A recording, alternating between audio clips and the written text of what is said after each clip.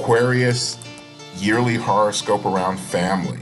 You are a matter of fact in the way that you communicate, Aquarius. Your family understands this, but they never cease to try and get more out of you. One very close family member, perhaps one of your parents or children, may have a deep need to get closer to you this year.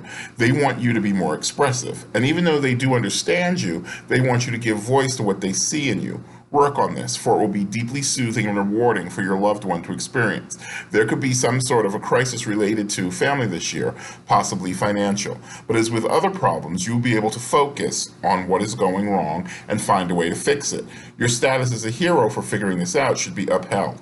A problem between siblings or close cousins could occur this year too, and in this case, you might be better off staying out of it, even though you may have a strong urge to jump in. The trouble is if it is perceived that you are taking sides, or the advice you offered turned out negatively, the stress and agitation will persist.